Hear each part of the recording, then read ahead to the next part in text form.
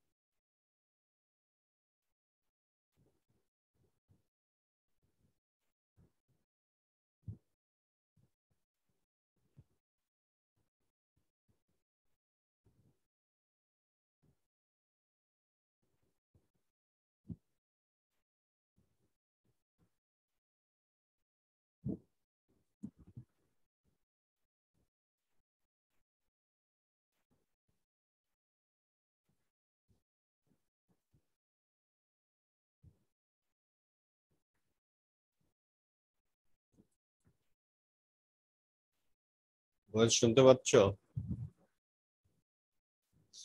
Hello, শুনতে পাচ্ছ? जी sir.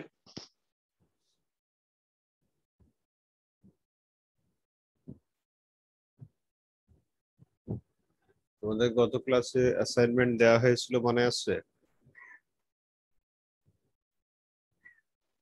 जी sir. Assignment আগামী সোমবারের মধ্যে পৌঁছাতে হবে, ইমেল অ্যাড্রেসও বলা ছিল, তাই না? ইমেল অ্যাড্রেস নাই কারো এমন কেউ আছো? Arafat 12463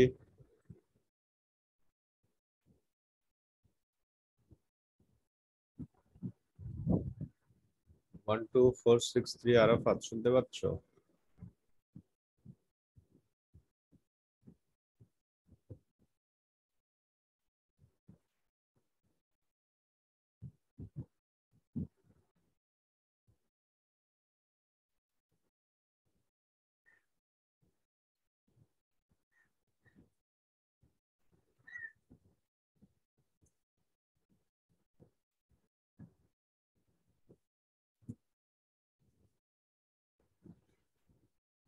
One two four Recording in progress. 12487 শাহিক শুনতে পাচ্ছ?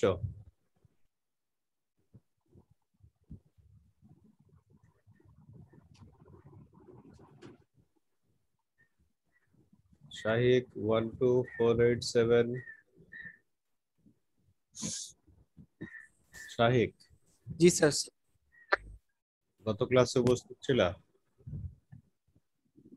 जी सर। গত ক্লাসে কি বলা হয়েছিল বলো দেখি একটু।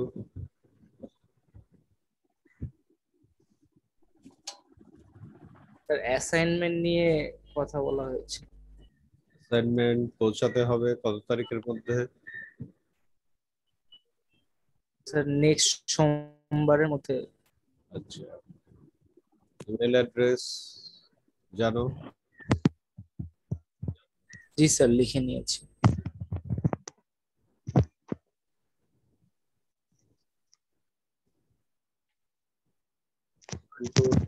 নাইন আপন जी सर। গত ক্লাসে উপস্থিত ছিল? जी सर। কি আলোচনা হয়েছিল গত ক্লাসে সংক্ষেপে বলো শুনে একটু। স্যার অ্যাসাইনমেন্টের বিষয়ে আলোচনা করা হয়েছিল। ওয়ালাইকুম আসসালাম। অ্যাসাইনমেন্ট জমা দিতে হবে। জি স্যার, সোমবারের ভিতরে জমা দিতে হবে আপনার ইমেল অ্যাড্রেসে।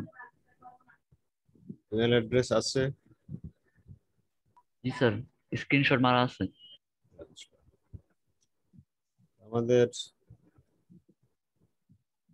আজকের আলোচ্য বিষয় হচ্ছে ব্যাংক সমন্বয় বিবরণী। এটা পূর্বেও আলোচনা হয়েছিল, কিন্তু যেহেতু পরীক্ষার সিলেবাসে আছে, পরীক্ষার সিলেবাস জানো? পার্বিক যেটা হবে তার সিলেবাস কি? জি স্যার, প্রথম 4টা অধ্যায়।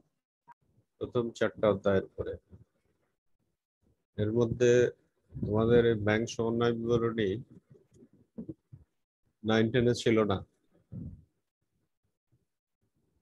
এই জন্য এই চ্যাপ্টার খুব গুরুত্ব সহকারে শুনতে হবে।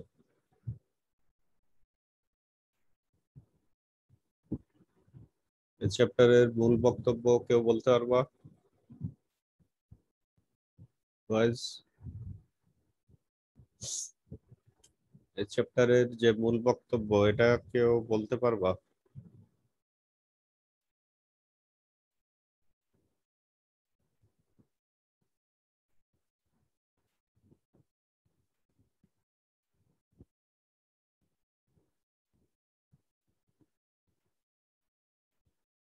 মূল বক্তব্য ছিল যে নকদান বইতে তুমি নিজে বা তোমার কর্মচারীকে দিয়ে তুমি লেনদেনগুলো লিপিবদ্ধ করো। লিপিবদ্ধ করার সময় তুমি তোমার মতো লিপিবদ্ধ করো, কিন্তু এমনও হতে পারে ব্যাংকের সাথে তোমার কিছু ইনফরমেশন গ্যাপ থাকতে পারে, মানে ব্যাংক জানে কিন্তু তুমি জানো না। যেমন ব্যাংক তোমাকে সুদ দিয়েছে তুমি জানো না, তাহলে ব্যাংকের বই বা ব্যাংক বিবরণী বা পাসবুক অনুযায়ী তোমার ব্যাংক জমার উদ্বৃত্ত বেড়ে থাকবে।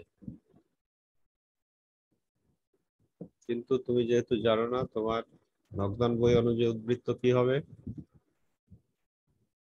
যেহেতু জানো না তোমার নগদান বই অনুযায়ী উদ্বৃত্ত কি হবে,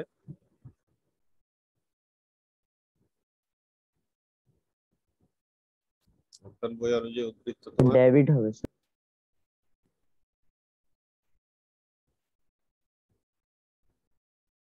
নগদান বই অনুযায়ী তোমার উদ্বৃত্ত কমে থাকবে। তুমি যেহেতু জানো না নগদান বই অনুযায়ী তোমার উদ্বৃত্ত কমে থাকবে।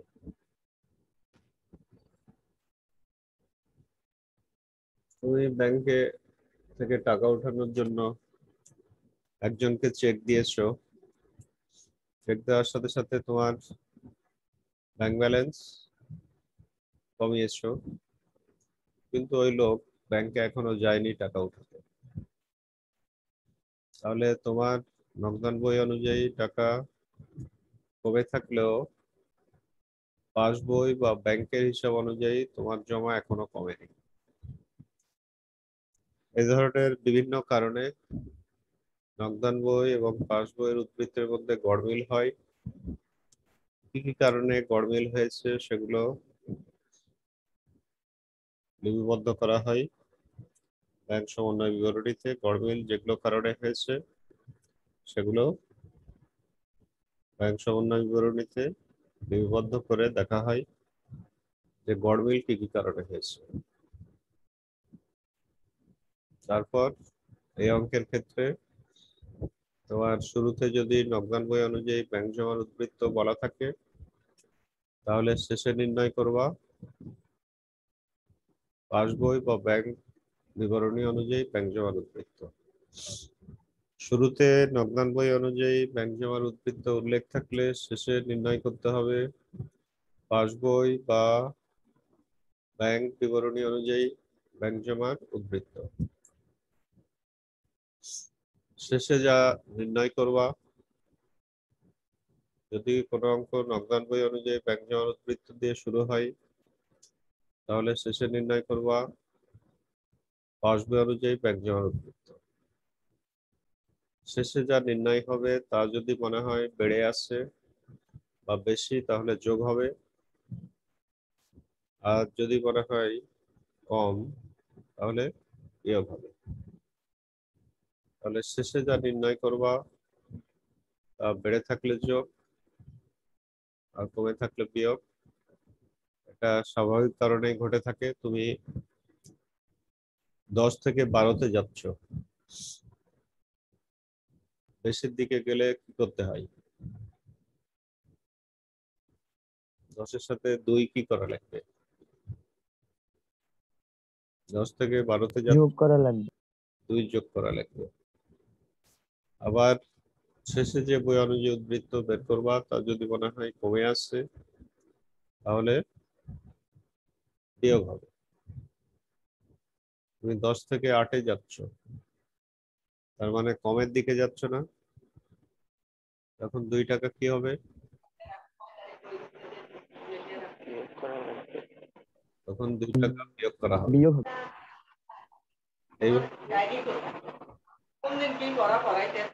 এইভাবে এই চ্যাপ্টারের কাজগুলো করা লাগবে। এখন তাহলে একটা প্রবলেম দেখো। প্রবলেম থেকে দেখো যে তোমার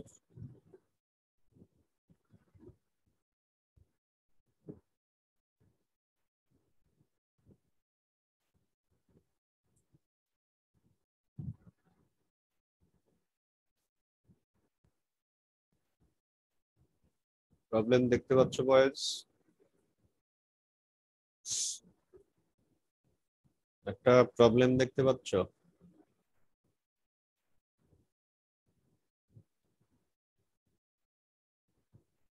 জি স্যার। এখানে বলা হচ্ছে তোমার পাসবই অনুযায়ী ব্যাংক জমার উদ্বৃত্ত শুরুতে উল্লেখ আছে, তাহলে কি নির্ণয় করবা?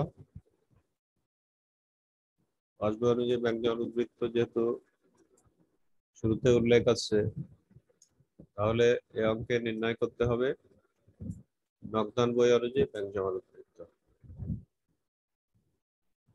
তাহলে এই অঙ্কের ক্ষেত্রে তোমার সব চিন্তা হয়ে যাবে যে নগদান বই অনুযায়ী যদি মনে হয় কমে আসে তখন বিয়োগ করবা, যদি ক্যালকুলেশনে তোমার মনে হয় যে নগদান বই অনুযায়ী উদ্বৃত্ত কম, তাহলে কি করবা? বিয়োগ করবা। আবার কোন অঙ্ক যদি নগদান বই অনুযায়ী উদ্বৃত্ত দিয়ে শুরু হয়, তখন তোমার চিন্তা কি নিয়ে? নগদান বই অনুযায়ী উদ্বৃত্ত দিয়ে শুরু হলে তোমার তখন চিন্তা হবে পাস বই নিয়ে।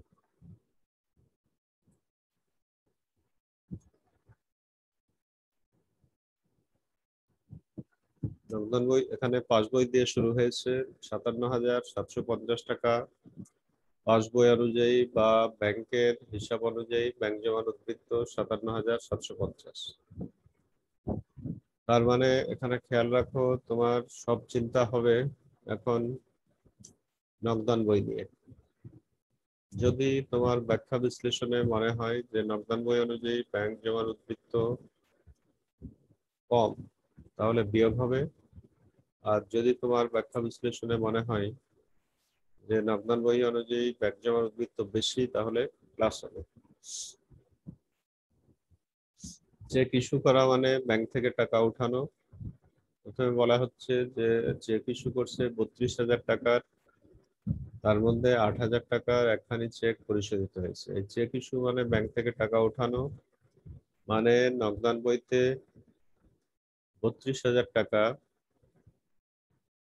কমিয়েছে ব্যাংক ব্যালেন্স, নগদান বই অনুযায়ী কম ৩২,০০০, কিন্তু পাস বইতে পরিশোধ হয়েছে ৮,০০০। পাস বই বা ব্যাংক বিবরণীতে ব্যাংক ব্যালেন্স ৮,০০০ কমেছে, তাহলে নগদান বই অনুযায়ী ব্যাংক ব্যালেন্স কম। নগদান বইতে কমেছে ৩২,০০০ আর পাস বইতে কমেছে ৮,০০০। তাহলে নগদান বই অনুযায়ী ব্যাংক ব্যালেন্স কত টাকা কম? ২৪,০০০।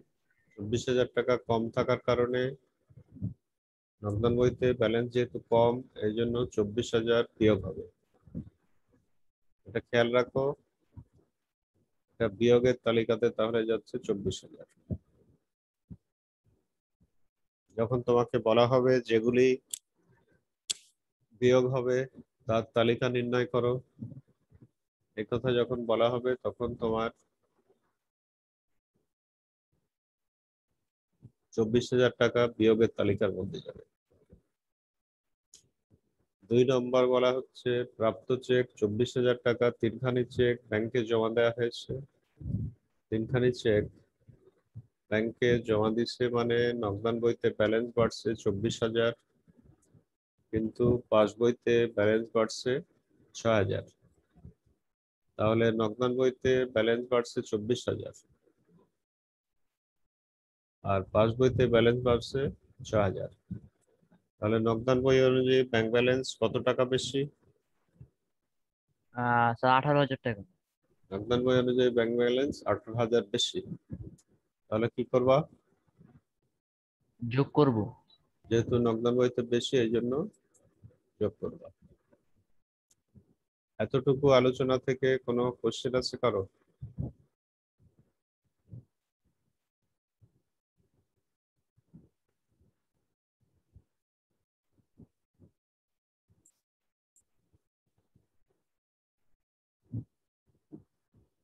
যতটুকু আলোচনা হলো, এতটুকু আলোচনা থেকে কোনো কোশ্চেন থাকলে বলো।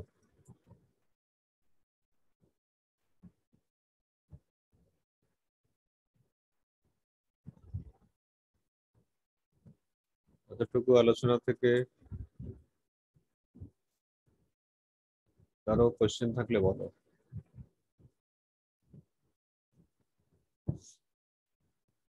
এরপরে 3 নম্বর বলা হচ্ছে 15,000 টাকার একখানি প্রদেয় বিল ব্যাংক কর্তৃক পরিশোধিত হয়েছে, কিন্তু নগদান বইতে লিপিবদ্ধ হয়নি। নগদান বইতে যেহেতু লেখা হয়নি, এই লেনদেন লেখা হয়েছে কোথায়? নগদান বইতে টোটালি লেখা হয়নি, তাহলে এই লেনদেন কোথায় লেখা হয়েছে? পাসবই। হ্যাঁ, এই চ্যাপ্টারের আরো একটা মূল বক্তব্য হচ্ছে যে কোনো লেনদেন একটি বইতে লিপিবদ্ধ হবে, একটিতে হবে না। যেমন তুমি এখন অনলাইন ক্লাসে আসো বলেই বলা যায় যে তুমি ঘুমাচ্ছ না, একটাতে হবে আর একটাতে হবে না। তাহলে পাস বইতে 15,000 টাকা কমেছে, 3 নম্বর লেনদেনে পাস বইতে 15,000 কম। এই চ্যাপ্টারে আরেকটা বিষয়বস্তু, একটা বইতে কম মানে আর একটাতে বেশি। এখানে 15,000 টাকা কম হচ্ছে পাস বইতে, তাহলে নগদান বইতে বেশি। 15,000 টাকা নগদান বইতে বেশি, তাহলে 15,000 কি হবে? যোগ হবে। যোগ হবে। 15,000 যেহেতু নগদান বইতে বেশি, এই অঙ্কের ক্ষেত্রে আমরা নগদান বই নিয়ে ভাবতেছি এই জন্য যে শুরুতে বলা আছে পাস বই। শুরুতে পাস বই বলা থাকলে এখন আমাদের ভাবতে হবে নগদান বই নিয়ে। তাহলে নগদান বইতে যেহেতু বেশি, এই জন্য 15,000 টাকা যোগ হবে। এরপরে 4 নম্বর। 4 নম্বরে বলা হচ্ছে পাওনাদার রিজুকে 4,000 টাকার চেক ইস্যু করা হয়েছিল, কিন্তু 1,000 টাকা এখানে চেক পরিশোধ করা হয়েছে। এটা দিয়ে বোঝাচ্ছে 4,000 টাকার চেক ইস্যু করলে নগদান বইতে কমেছে 4,000, আর পাস বইতে কমেছে কত? 1,000। 1,000 টাকা। তাহলে নগদান বইতে যেহেতু 4,000 টাকা কমেছে, নগদান বইতে ব্যালেন্স বেশি না কম?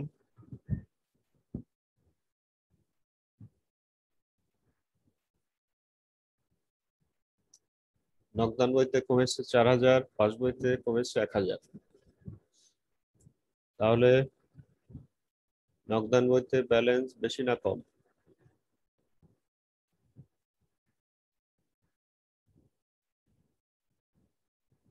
নগদান বইতে ব্যালেন্স এখানে কম। কত টাকা তুলনামূলকভাবে কম? 3,000 টাকা। 3,000 টাকা। নগদান বইতে যেহেতু কম, এই জন্য 3,000 টাকা বিয়োগ হবে।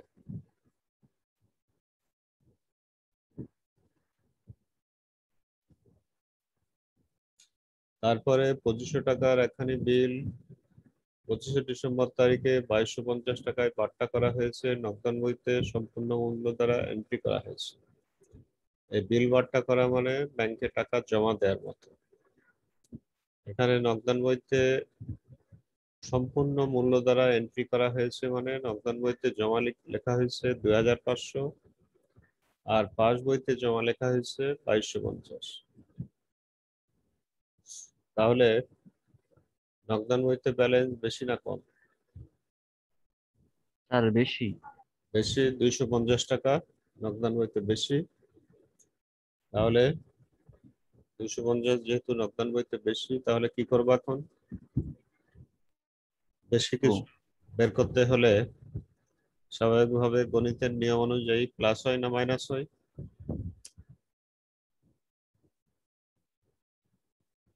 তুমি 8 থেকে 10-এ যাচ্ছ, তাহলে 2 টাকা কি করা লাগবে?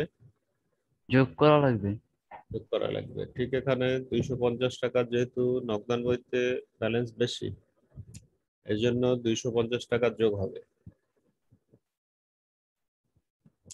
4,000 টাকার একখানি চেক আদায়ের জন্য ব্যাংকে জমা দেওয়া হয়েছে, নগদান বইতে হিসাবভুক্তকরণ বাদ পড়েছে। এটা নগদান বইতে লেখা হয়নি, লেখা হয়েছে কোথায়? পাসবই। পাস বই। এটা টাকা জমা দেওয়ার মতো।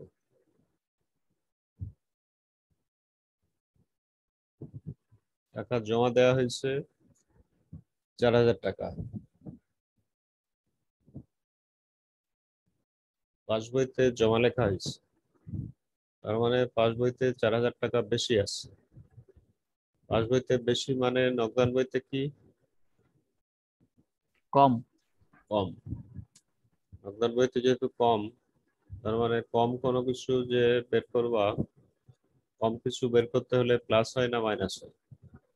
মাইনাস। তাহলে মাইনাস করতে হবে, 4,000 টাকা মাইনাস করতে হবে। এইভাবে আলোচনার পরে তোমার এতক্ষণ যে আলোচনা করলাম, তোমার করণীয়তে বলতেছে যে যেসব লেনদেন যোগ হবে তার একটি বিবরণী প্রস্তুত করো। যেগুলো যোগ হবে তার একটা বিবরণী তৈরি করবা, যেগুলো বিয়োগ হবে তার একটি বিবরণী তৈরি করবা। তারপর পাসবুক অনুযায়ী ব্যাংক জমার উদ্বৃত্ত, এখানে মূলত এটা হবে শুরুতে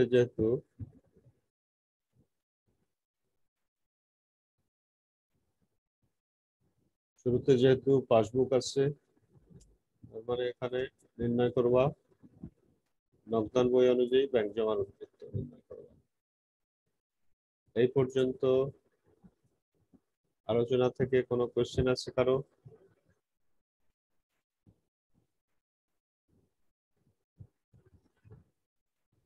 যে আলোচনা করলাম এতক্ষণ,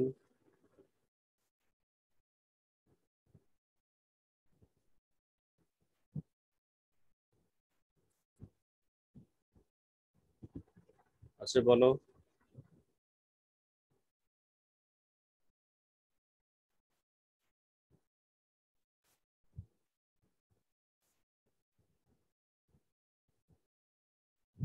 এ পর্যন্ত যে আলোচনা করলাম, কোনো কোশ্চেন আছে কারো?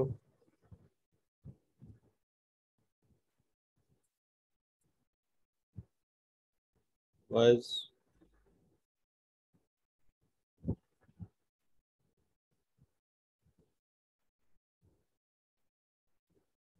কোথাও কোশ্চেন থাকলে বলো।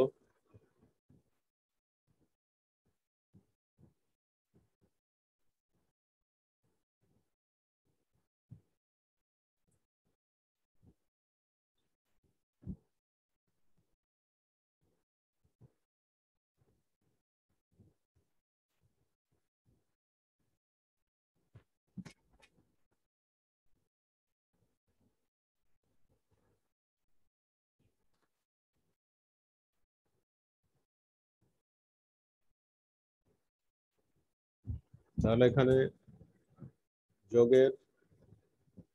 যোগ আর বিয়োগের তালিকার মধ্যে যোগের মধ্যে যাবে যেগুলো যোগ হয়েছে সেগুলো যোগের তালিকাতে যাবে, আর যেগুলো বিয়োগ হবে সেগুলো বিয়োগের তালিকাতে যাবে। আর তখন যা বললাম এই অনুযায়ী দেখো, পাসবইয়ে শুরুতে আছে 57,750, আর শেষে হবে নগদান বই অনুযায়ী ব্যাংক জমার উদ্বৃত্ত 60,000। এখানে ক নাম্বারে চেয়েছে তোমার যেসব লেনদেন যোগ হবে তার একটি বিবরণী, তার মানে যেগুলো যোগ হচ্ছে এইভাবে তার একটি বিবরণী তৈরি করবা। যেগুলো যোগ হচ্ছে তার একটি বিবরণী এইভাবে তৈরি করবা।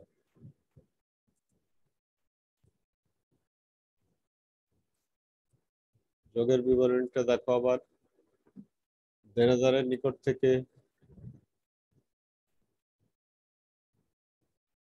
24,000 টাকার চেক জমা দেওয়া হয়েছে, কিন্তু মাত্র 6,000 টাকার একখানি চেক ব্যাংক কর্তৃক আদায় হয়েছে। এটা মানে তোমার নগদান বইতে ব্যাংক ব্যালেন্স বাড়ছে 24,000, আর পাস বইতে ব্যাংক ব্যালেন্স বাড়ছে 6,000। তাহলে নগদান বই অনুযায়ী ব্যালেন্স বেশি না কম? নগদান বইতে বাড়ছে 24,000, পাস বইতে ব্যালেন্স বাড়ছে 6,000। তাহলে নগদান বই অনুযায়ী ব্যালেন্স বেশি না কম?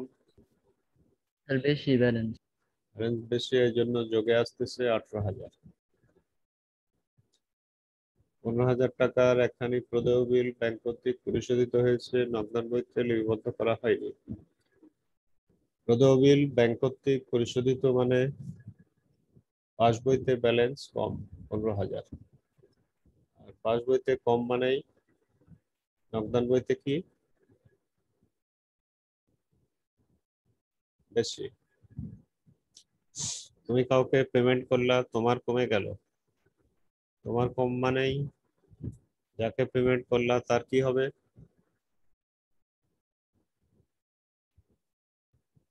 বেশি হবে। ঠিক তেমন ব্যাপার এখানে, এখানে পাস বইতে কম, ব্যালেন্স কম মানেই যেহেতু নগদান বইতে লেখা হয়নি এই জন্য নগদান বইতে ব্যালেন্স বেশি, এই জন্য 15,000 টাকা যোগে আসতেছে। 25,000 টাকার এখানে প্রাপ্য বিল 2250 টাকায় বার্তা করা হয়েছে। নগদান বইতে বাড়ছে 2,500, আর পাস বই বা ব্যাংক বিবরণীতে বাড়ছে 2,250 টাকা। তাহলে নগদান বই অনুযায়ী ব্যালেন্স বেশি না কম?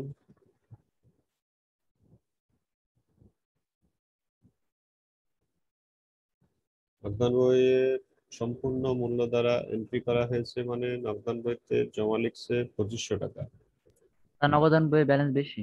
বেশি। এই জন্য কত বেশি? 250 টাকা বেশি, এই জন্য যোগে হচ্ছে।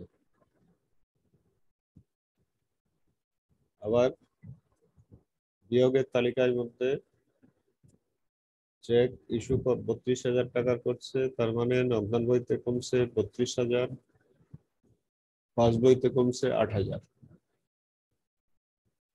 তাহলে নগদান বইতে কমে আছে 24,000 টাকা, যেহেতু নগদান বইতে 24,000 কম, তাহলে কি হবে? নগদান বইতে 24,000 কম হওয়ার কারণে বিয়োগে যাবে। নগদান বইতে যেহেতু 24,000 টাকা কম,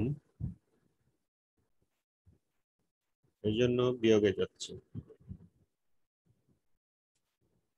তারপর 4,000 টাকার চেক ইস্যু করা হয়েছিল, এর মধ্যে 1,000 টাকার চেক পরিশোধ করা হয়েছে।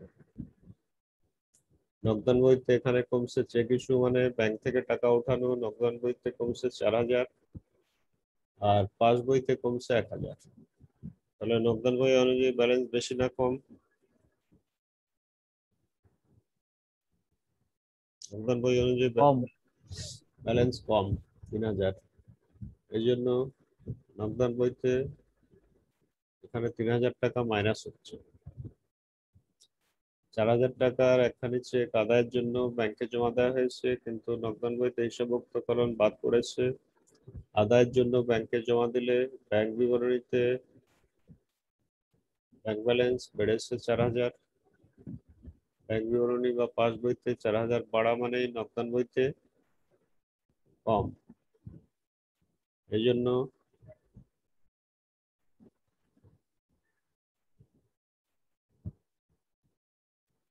নগদান বইতে যেহেতু কম এই জন্য 4,000 মাইনাসে যাচ্ছে।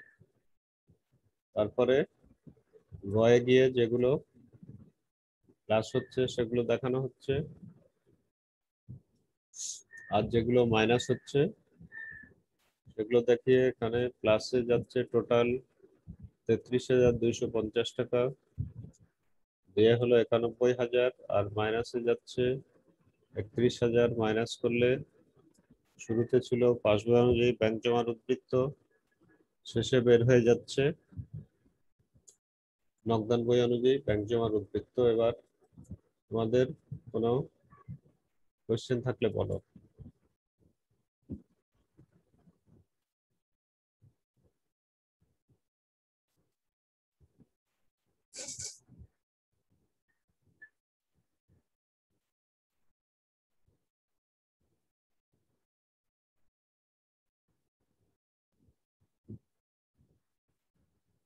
কোনো কোয়েশ্চেন থাকলে বলো বয়েজ।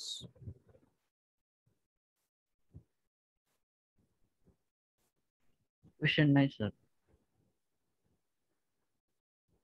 কোশ্চেন থাকলে বলাই ভালো, কারণ তাতে তোমাদের উন্নতি হবে। না বলা মানে পিছিয়ে যাওয়া।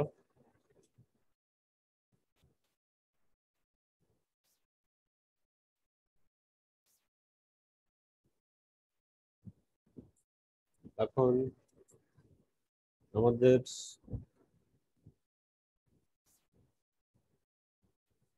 যারা উপস্থিত আছো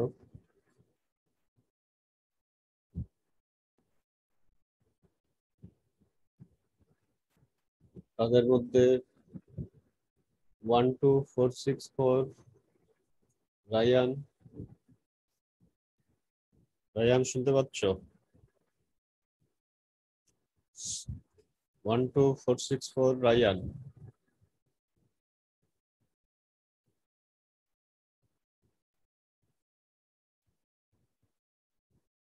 One two four six four.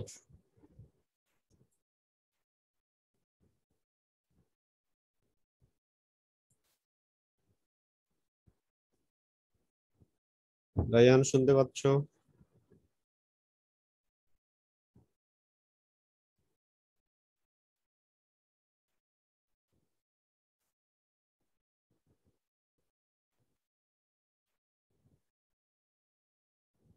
অভ্র 12470 অভ্র।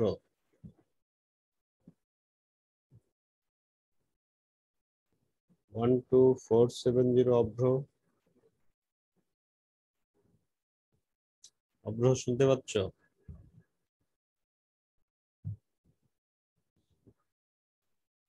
One two four seven zero অভ্র।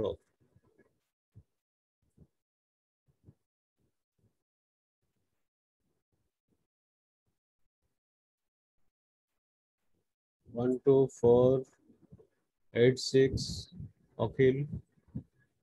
অখিল শুনতে পাচ্ছ?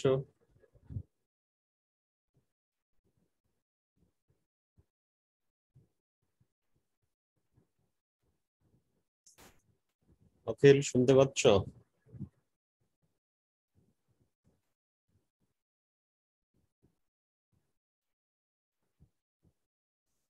হ্যালো অখিল।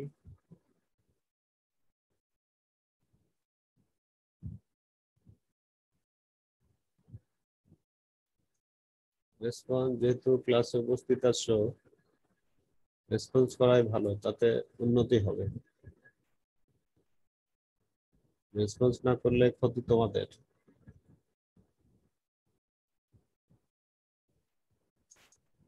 One two four 87 শাহিক। শাহিক শুনতে পাচ্ছ? 12487 শাহিক। ঠিক আছে, তাহলে যারা অংশগ্রহণ করলা তাদেরকে অনেক ধন্যবাদ। আর কারো কোনো কোয়েশ্চেন থাকলে বলো, না হলে আজকে ক্লাস শেষ করি।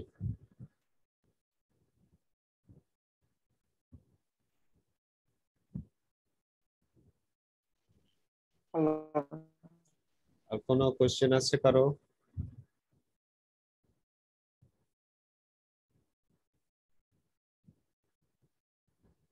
ঠিক আছে, ধন্যবাদ সবাইকে।